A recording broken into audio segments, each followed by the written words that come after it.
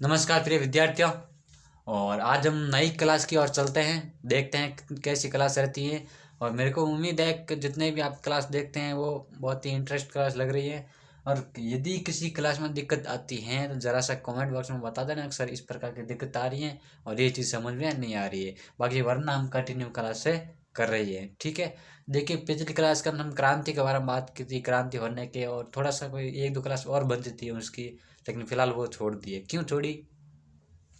क्योंकि हमें लगता है कि जो अब जो कंपटीशन एग्जाम में जो क्वेश्चन ज़्यादातर आते हैं वो लगता है कि जो राष्ट्रवाद के उदय के बारे में क्वेश्चन आ सकते हैं, किस प्रकार राष्ट्रवाद भारत के अंदर फैला था, तो उसके बारे में क्वेश्चन ज़्यादातर आ सकते हैं। तो इसी कारण हम इन टॉपिक को जरूरी समझते हैं, तो उसके बारे में अध्ययन करेंगे, ठीक है। चलो शुरू करते हैं।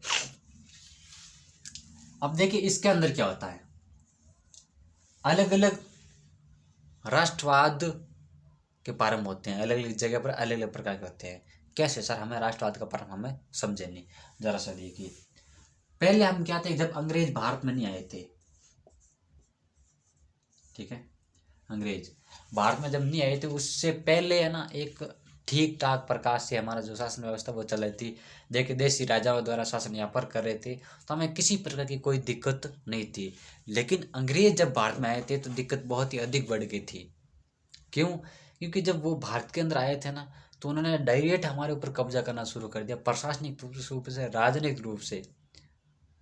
देखिए पहले क्या था, मौर्य साम्राज्य और मुगल साम्राज्य, दो साम्राज्य का जितना भारत के अंदर विस्तार था उतना किसी भी शासन व्यवस्था का नहीं था। फिलहाल उसके बाद में अंग्रेज जब आए थे तो उन्होंने उत्तर से लेकर दक्षिण, यानी उत्तर में जम्मू कश्मीर, उत्तर में जो जम्मू कश्मीर से लेकर नीचे कन्याकुमारी तक, और यदि पूर्व में असम से लेकर यहाँ पश्चिम में खैरपुरा दर्रा है यहाँ तक, इसके जो खैरपुरा दर्रा है ना, उसके बीच का जो जितना भी शासन था उन्होंने अंग्रेज अपने कब्जे में कर लिया था, प्रशासनिक रूप से, राजनीतिक रूप से। तब लगा कि हमारे ऊपर इस प्रकार का शासन किया जा रहा है और इस प्रकार के अत्याचार भी किया जा रहा है, क्योंकि कर वगैरह अधिक बढ़ाना, टैक्स की अलग टैक्स अधिक बढ़ाना, हर प्रकार के कारण थे जिनके कारण राष्ट्रवाद देखे भारत में राष्ट्रवाद का प्रारंभ हुआ था। राष्ट्रवाद का मतलब ये होता है राष्ट्र के प्रति जागृत होना। क्या होता है? राष्ट्र के प्रति जागृत होना, ये राष्ट्रवाद का मतलब अर्थ होता है, ठीक है। पहला क्वेश्चन हम देखते हैं इसके बारे में, क्या क्या कारण थे, ठीक थे। भारत में आधुनिक राष्ट्रवाद के प्रारंभ के कारण देख लेते हैं के कारण।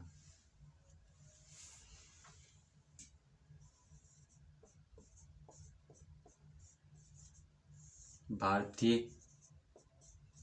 हित व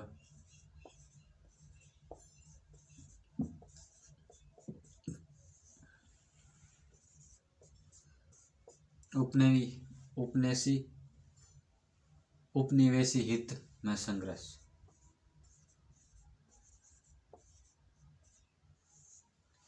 ठीक है। पहला कारण तो ये था राष्ट्रवाद के प्रारंभ के, यानी राष्ट्रवाद के उदय के, जो भी समझो वो इसके यही होते हैं। तब क्या है भारतीय हित, क्या है, ठीक है। भारतीय जितने भी थे वो यही चाहते थे, हम हमारी वस्तुओं का प्रयोग है, हम हमारी वस्तुओं का प्रयोग करें, हम हर प्रकार से हमारी चीज़ों का प्रयोग करें, ना कि विदेशी चीज़ों का, है ना। वो हर समय अपने ही चीज़ों पर महत्व समझते थे। लेकिन अंग्रेज क्या करते थे, उपनिवेशी का मतलब क्या था, अंग्रेज ने भारत को क्या कर रखा था, उपनिवेश कर रखा था। भारत को किसने कर रखा था? अंग्रेजों ने। अब कई बार दिक्कत आ जाए, हमें अंग्रेज जो उपनिवेश होता है वो भी हमें पता नहीं है, वो भी बताते हैं। उपनिवेश का मतलब ये होता है किसी एक दूसरे देश द्वारा किसी अन्य देश को अपने अधीन कर लेना प्रशासनिक रूप से, उसे क्या कहेंगे? उपनिवेश कहेंगे। तो एक तो उपनिवेश के हित, एक भारतीय हित मान लीजिए, है ना। ए नाम का कोई व्यक्ति है, ठीक है, और एक बी नाम का कोई व्यक्ति है। अब बी क्या करेगा, ये तो एक क्या, एक खुद पर्सनल हो गया, है ना, एक खुद का इनके, एक खुद का हित हो गया, और बी का खुद का हित नहीं है। इसके अधीन कौन है? इसका अधीन ए है, तो उसके लिए इनका हित हो गया, ये उनके ऊपर अपना दबाव रखना चाहते हैं। तो क्या ये इनका हित और इनका हित के संभव है बराबर? नहीं है ना। तो ये इसके युद्ध के कारण माने जाते हैं। एक समझ में आ रही है? ठीक है, फिर आगे बात करते हैं।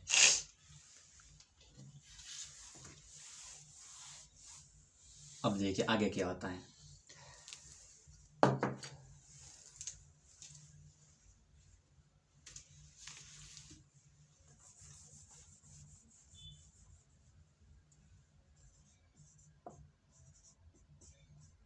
साहित्य व प्रेस का उदय। इसमें क्या था, साहित्य का मतलब होता है बुकें वगैरह छापना, जो किताबें वगैरह होती हैं, है ना, जो साहित्य के अंदर कह सकते हैं दोहे वगैरह होते हैं, है ना, और जो कविताएं वगैरह होती हैं, उन जो संगीत वगैरह होते हैं, हर चीज़ के माध्यम से, साहित्य के माध्यम से और प्रेस यानी कि समाचार के माध्यम से समाचार पर लिख देना कि ये चीज़ें होती हैं, ये अन्याय कर रहा है, ये हमारा सही है, हम इस प्रकार का काम करना चाहिए। प्रेस की जब बात की जाती है 19वीं शताब्दी में, कब, 19वीं शताब्दी के प्रारंभ में एक सन 69 भारत में प्रेस चल रहे थे। कितने, 169 भारत में प्रेस यानी कि समाचार पत्र चल रहे थे। समाचार पत्र कितना चल रहे थे, 169। ठीक है, ये बात थी। तो साहित्य प्रेस ये था, क्योंकि समाचार के अंदर है ना एक इस प्रकार की भावना जागृत की गई थी। जैसे अभी आज के अखबार में कभी आता है ना कि हाँ यार उसके प्रति ये हो गया है ना, हमारे देश के साथ में ये इस प्रकार का मतलब कि व्यवहार चल रहा है, ये प्रक्रिया चल रही है, तो हमके अंदर भावना जगती है कि नहीं जगती है।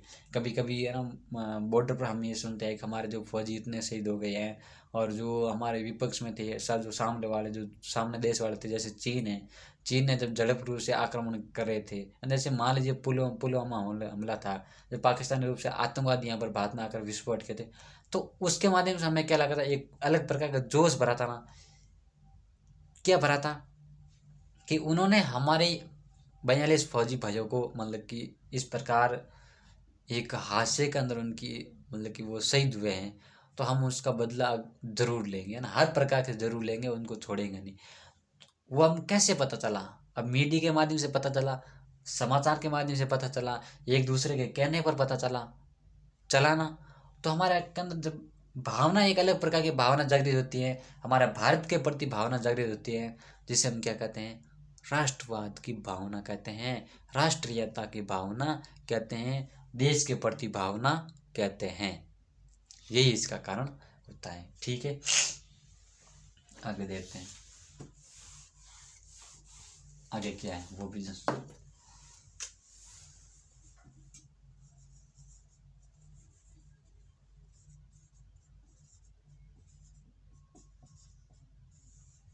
सामाजिक धार्मिक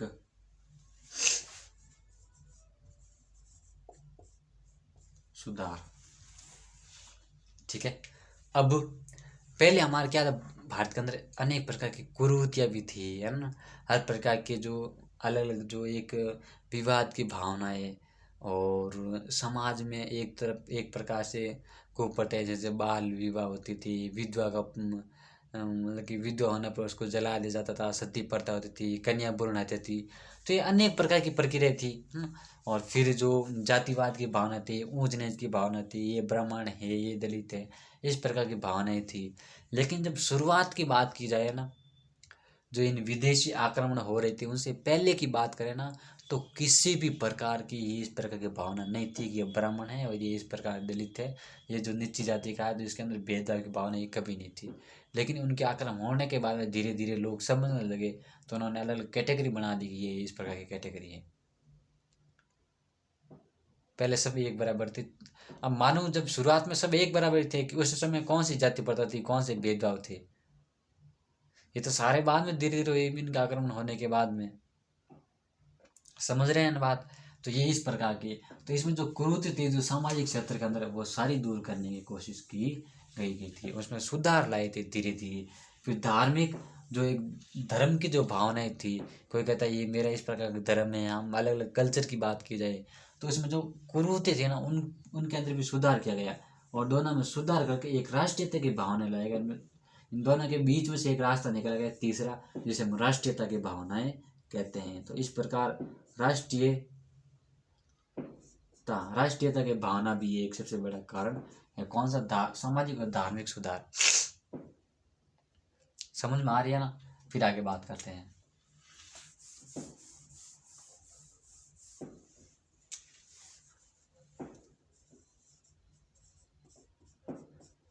भारतीय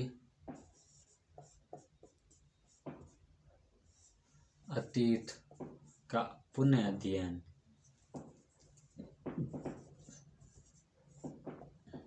तो अब यानी आपके दिमाग में एक क्वेश्चन तो जरूर आ गया होगा कि पुनः अध्ययन, तो फिर पहली बार अध्ययन कब किया? है नहीं, अभी दूसरी बार अध्ययन हो रहा था, पहली बार कब अध्ययन किया?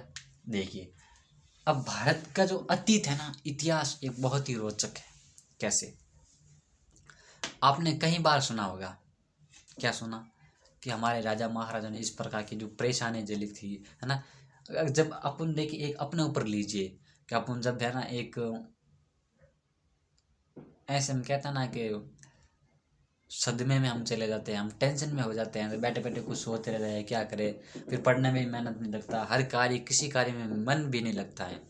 तो फिर है ना हम किसी का ऐसे मोटिवेशन वीडियो देखते रहते हैं, तब हमारे दिमाग के अंदर एकदम ऐसे मानो एकदम चेतना जागृत होती है और हम पढ़ने लग जाते हैं। तो वो क्या है? एक अतीत ही है। अतीत को देख कर हम पढ़ने लग जाते हैं। कभी कभार जैसे कोई किसी का सिलेक्शन होता है, ठीक है, और वो जब इंटरव्यू देता है, वो क्या बोलता है कि मैंने 14 घंटा, 15 घंटा, 18 घंटा इस प्रकार मैंने पढ़ा था। अब कितना सच है कितना झूठ है वो खुद जानता है ना, क्योंकि उसे ऊपर वाला जानता है, ठीक है। लेकिन ये सत्य होता है, हाँ, कि मैंने इतने घंटे पढ़ी की थी। और फिर वो ऐसे उनका ऐसा भी बयान होता है कि हमारी स्थिति बहुत ख़राब थी घर की, ठीक है, और हमारे घर में कमाने वाला भी नहीं था, और मैं खुद कमा के पढ़ता था और घर भी चलाता था, और कई बार अखबार भी बेचते थे। कोई चाय बेचने के भी नाम लेते हैं, साहब हम चाय बेचते थे, चाय बेच कर हम यहाँ तक इस पद पर पहुँच गए। तो इस प्रकार की सब सच है या झूठ है वो तो खुदा जाने है, ठीक है। लेकिन इस प्रकार की एक मोटिवेशन मिलता है दूसरे व्यक्ति को, तो वही अतीत होता है। तो हमारा अतीत क्या था? हमारा अतीत यह था कि किस प्रकार महाराणा प्रताप ने युद्ध में विजय प्राप्त की थी, किस प्रकार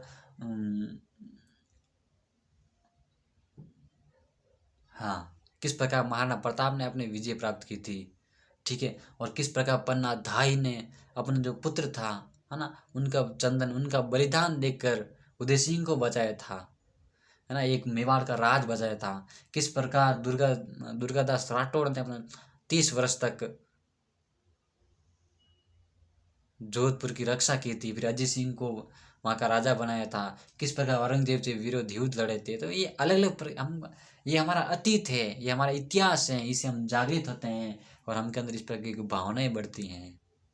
तो ये हमारा इस प्रकार अतीत का पुनः अध्ययन किया, तब हमको पता लगा कि हमारा राष्ट्रवाद की भावनाएं, हमारे जो पहले हमारे पूर्वज थे, जो राजा थे, उनके अंदर किस प्रकार की भावनाएं थी।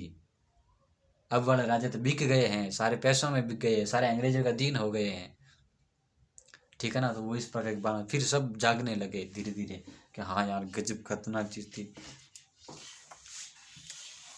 फिर पाश्चात्य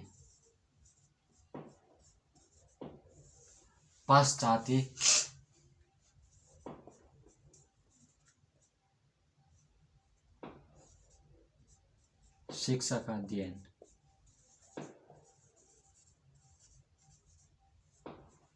ये क्या होती है?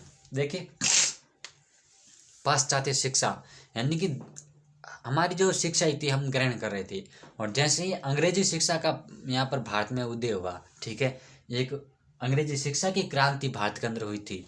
तो धीरे धीरे हर लोग अंग्रेजी शिक्षा की ओर बढ़ने लगे, पढ़ने लगे, फिर पढ़ के इंग्लैंड गए थे, वहाँ पर शिक्षा प्राप्त करके वापस भारत में आए थे, और किस प्रकार फिर आंदोलन किए थे। तो जब अंग्रेजी शिक्षा पढ़ी ना, तब पता चल गया अंग्रेज कितना चालाक है ना। अंग्रेज कितने कहते हैं मारण नकटे हैं, उनके सारे बारे में जानकारी हमें प्राप्त चल गई थी, क्योंकि जब तक हमें अंग्रेजी भाषा नहीं आ रही थी तब तक हम उनके बारे में कुछ नहीं जानते थे। हाँ यार, ये तो गोरे बहुत अच्छे हैं, लेकिन गोरे तो काले से भी खतरनाक निकले। तो ये इस प्रकार की जो हम पाश्चात्य शिक्षा से हमारा राष्ट्रवाद की भावनाएं उत्पन्न हुई थी, ये भी काफ़ी कारण थे, ठीक है। अब थोड़ा सा हम देख लेते हैं बंगाल में किस प्रकार की जो राष्ट्रवाद की भावनाएं थी। भारत के अंदर भी कुछ क्षेत्र देख लेते हैं।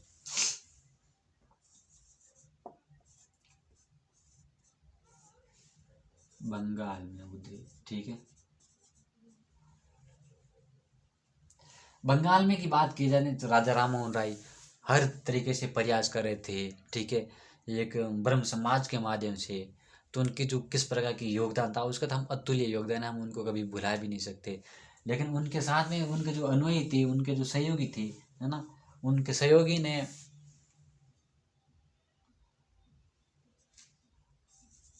बंग भाषा प्रकाशन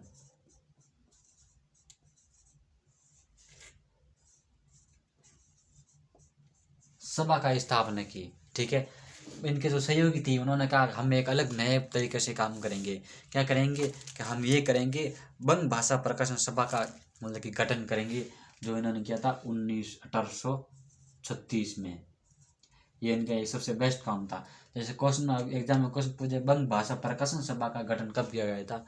1836 में। किसके द्वारा किया गया था? तो जो राजा राममोहन राय थे, उनके जो उनके सहयोगी थे, उनके द्वारा ये सारा काम कदम उठाया गया था। ये भी हमें इस प्रकार की बातें ध्यान रखनी होती है।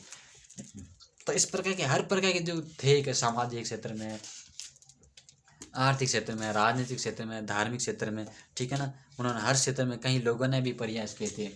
जैसे हम अलग अलग जैसे और भी उद्योग की बात की जाती है तो मैं बता दें, सामाजिक, ठीक है, और राजनीतिक, धार्मिक, आर्थिक, तो हर प्रकार की जो क्षेत्र में उद्योग हुआ था। आर्थिक क्षेत्र में अंग्रेज कर के माध्यम से हमको बार बार परेशान करते थे, तो इनसे भी हम परेशान होकर एक राष्ट्रवाद की भावना हमारे अंदर उत्पन्न हुई थी। तो फिर धार्मिक वो ये आ गए, सामाजिक धार्मिक सुधार में आ गया, ठीक है। तो ये इस प्रकार की भावनाएं भी थी हमारे सामने। और फिर हम बंगाल के बाद में भी बात की जाती है ना, तो 36 के बाद में बंगाल के अंदर एक और काम किया गया 2 साल बाद में, जस्ट 2 साल बाद में, 1838 में क्या किया? जमींदारी एसोसिएशन का गठन किया। जमींदारी एसोसिएशन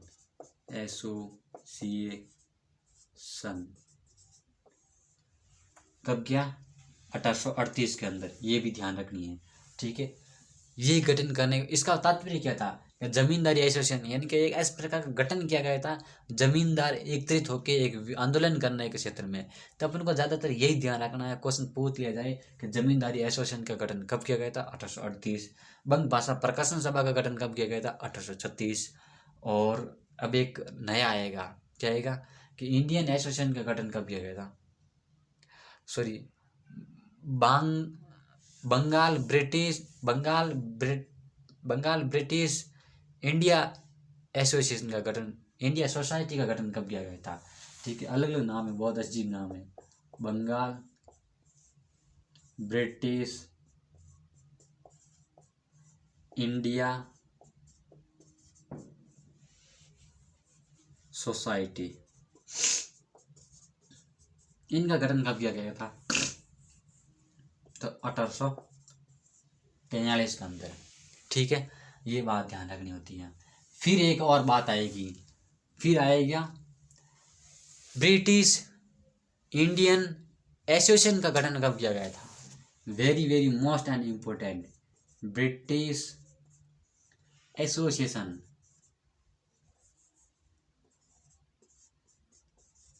इंडियन एसोसिएशन, ठीक है। ये थी बंगाल ब्रिटिश इंडियन सोसाइटी, जमींदारी एसोसिएशन, और इससे पहले थे बंग भाषा प्रकाशन सभा, ठीक है। अब ब्रिटिश इंडियन एसोसिएशन, इसका गठन किया गया था 1851 के अंदर। क्यों? क्योंकि जो जमींदारी एसोसिएशन और बंगाल ब्रिटिश इंडिया जो सोसाइटी है, इन दोनों को मिला दिया गया। करने भी अलग अलग नहीं रखेंगे, क्योंकि अलग अलग परेशानी होती है, कभी उधर भागो कभी इधर भागो, क्या मतलब? तो क्या करें, इन दोनों को एक ही कर ले तो सबसे अच्छा काम रहेगा ना, ठीक है। तो इस प्रकार की भावना थी इसके अंदर, ठीक है। तो ये हमारा हो गया complete, British Indian society association, ठीक है। और फिर हमारे बात करते आगे, तो एक दादा भाई नौरोजी के बारे में आपने खूब सुना होगा, दादा भाई नौरोजी, ठीक है। दादा भाई नौरोजी, इनको लगा रहे अंग्रेज बहुत नकटे, इनको कुछ इलाज करना पड़ेगा। इन्होंने क्या कर दिया, इन्होंने ईस्ट इंडिया सोसाइटी की स्थापना कर दी। किसकी? ईस्ट इंडिया सोसाइटी, सोसाइटी 1867 में,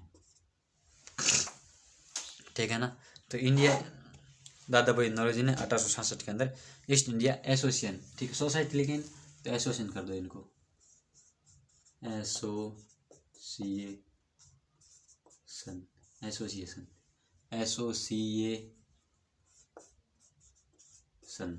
ठीक है, ये बात थी। तो ये तो हो गए सारा बंगाल का, ठीक है। अब बॉम्बे के बारे में बात करते हैं, ठीक है। इसको मिटा दो थोड़ा सा यहाँ।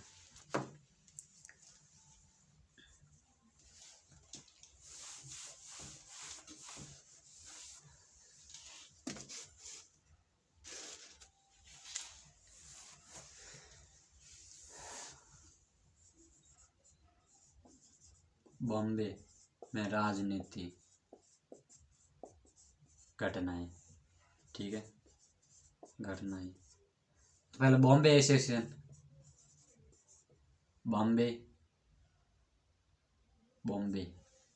ठीक है, एसोसिएशन, जिसका भी गठन किया गया है कि भाई बॉम्बे एसोसिएशन, ठीक है, इसका गठन कब किया जाए, तो इसका भी गठन किया गया था, ठीक है। बॉम्बे में सर्वप्रथम राजनीतिक संस्था की गई थी 26 अगस्त 1942 को, ठीक है, 26 अगस्त 1952 को, 1852 को, सॉरी, 26 अगस्त 1952 को। तो ये बॉम्बे एसोसिएशन हो गया। कि इसका मतलब क्या था? इसका मतलब यही था कि इसके माध्यम से हम राष्ट्रवाद की भावना को उदय करेंगे। ये इनका एक संगठन था बॉम्बे के अंदर भी, जिस प्रकार बंगाल के अंदर संगठन था, है ना, जिस प्रकार राजस्थान के अंदर, जो जिस प्रकार दिल्ली के अंदर संगठन थे, उसी प्रकार बॉम्बे के अंदर भी ये एसोसिएशन संगठन बनाया गया था कि भाई हम क्या करेंगे, इसके माध्यम से राष्ट्रवाद की भावना का प्रचार करेंगे, ठीक है। ये हो गया। फिर आगे क्या हुआ? फिर आपका कभी नाम सुनागा महादेव गोविंद रानाडे, महादेव गोविंद रानाडे, महादेव गोविंद के बोलते हैं गोविंद रानाडे, ठीक है। इन्होंने क्या किया था? इन्होंने 1870 के अंदर, 1870 में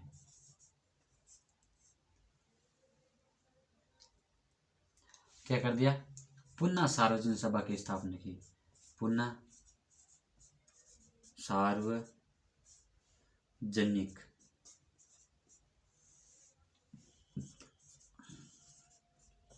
ठीक है। 1870 में पुनः सार्वजनिक सभा की स्थापना किसने की? दादा महादेव गोविंद रानाडे ने की। Very very most and important. और फिर इससे पहले जो ईस्ट इंडिया एसोसिएशन की जो स्थापना की गई थी 1867 के अंदर, वो भी very very most and important है, दादा भाई नौरोजी के द्वारा, ठीक है। दादा भाई नौरोजी और महादेव गोविंद रानाडे, ये दोनों की है, दोनों क्या है, very very most and important question हैं, ठीक है। फिर इससे पहले तो हमारे ब्रिटिश इंडियन एसोसिएशन, वो भी very very most and important 1851 के अंदर, ठीक है। और उससे पहले बंगाल ब्रिटिश इंडिया सोसाइटी जो 1843 के अंदर बनी, वो भी very very most and important. Zamindari association, वो भी 1838 के अंदर बनी, वो भी very very most and important.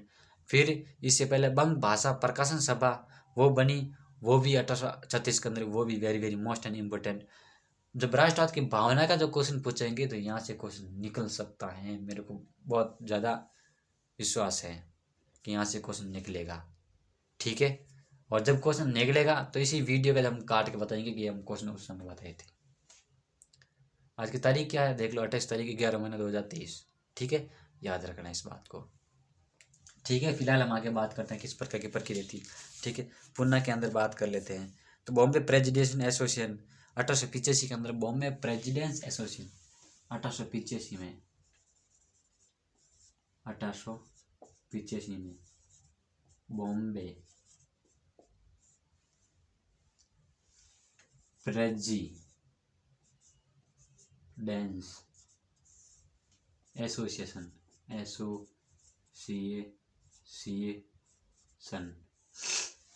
इनका भी गठन किया गया था। तो इस प्रकार की इनकी जो ये क्या है प्रक्रियाएं हैं, तो वो भी हमें ध्यान रखनी है।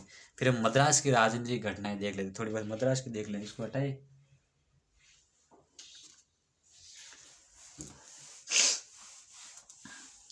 मद्रास, ठीक है।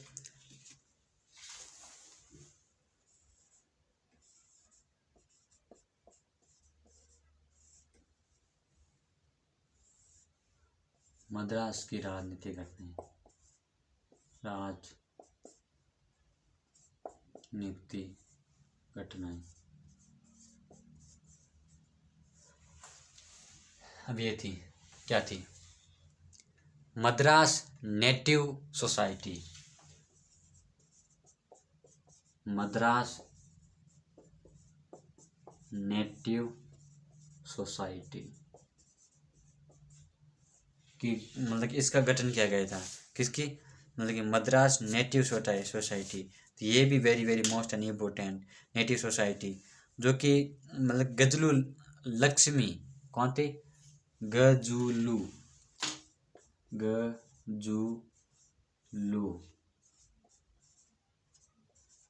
लक्ष्मी, गजुलू लक्ष्मी के द्वारा इसका गठन किया गया था। वो भी हमें ध्यान रखनी है। लक्ष्मी नारायसु चेट्टी, लक्ष्मी नारायसु चेट्टी, है ना, इनके द्वारा जो मतलब कि मद्रास नेटिव सोसाइटी इनकी गठन किया गया था। अब डेट की बात की जाए तो 1852 ध्यान रखना है। किसका? 1852। तो ये मद्रास में very very most and important. इसका काम क्या था? इसका काम यही था, राष्ट्रवाद की भावना का मतलब कि उदय के बारे में प्रचार करना, है ना, अधिक से अधिक हो सके राष्ट्रवाद के बारे में जगाना लोगों को कि भाई देखिए, अगर आप इस तरह से शांति से बैठे रहे तो कोई कुछ होने वाला नहीं है, और अंग्रेज आपके ऊपर इसी प्रकार के अत्याचार एवं अन्याय करते जाएंगे और आपको जरूर जरूर संभलना होगा। फिर 1884 के अंदर मद्रास महाजन सभा की स्थापना की गई थी।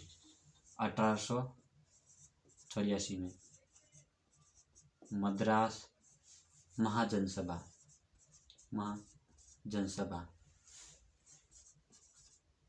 ठीक है। सुब्रमण्यम अय्यर,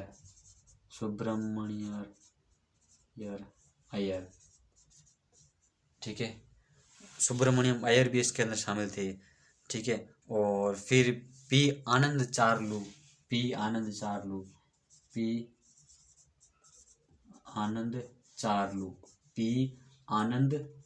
चार्लू, सुब्रमण्यम अय्यर, पी आनंद चार्लू, मद्रास महाजन सभा। मद्रास के अंदर महाजन यानी कि एक बड़े स्तर पर, एक बड़ी जनता के स्तर पर एक सभा होती थी, उसका नाम था महाजन सभा, जो कि मद्रास के अंदर थी। 1884 के अंदर थी। 1884 के अंदर महाजन सभा का गठन किया गया था सुब्रमण्यम अय्यर और आपके पी आनंद चार्लू। और इसके साथ में एक और थी जिसका नाम थी एम वीरा राघवचारी। क्या नाम था? एम वीरा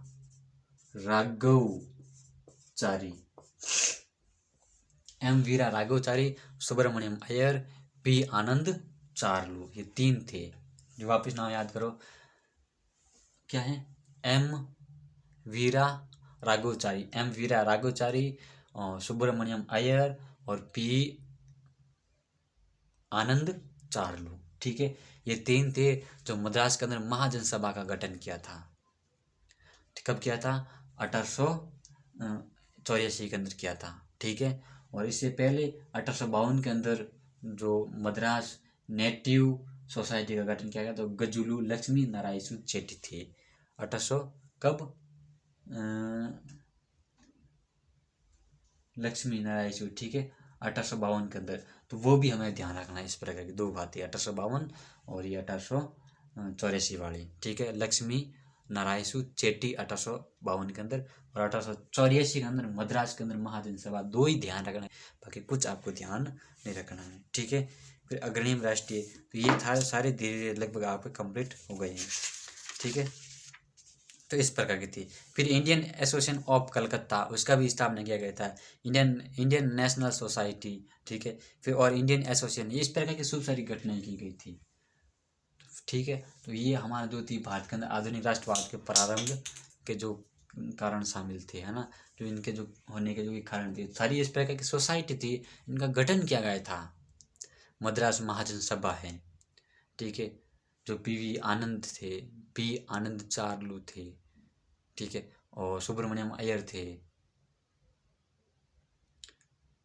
एम वीरा राघवचारी थे। तो ये सारे किसने कौन थे? मद्रास महाजन सभा और मद्रास नेटिव एसोसिएशन सोसाइटी, उनके भी गठन के अंदर गजलू लक्ष्मी नारायण चेटी। मैं बार बार बताने का कारण यही है कि इसके अंदर से क्वेश्चन निकलेगा तो निकलेगा, ठीक है, क्लियर है। तो फिर मिलेंगे अगली क्लास के अंदर। थैंक यू वेरी मच, धन्यवाद। पढ़ते रहिए, मेहनत करते रहिए।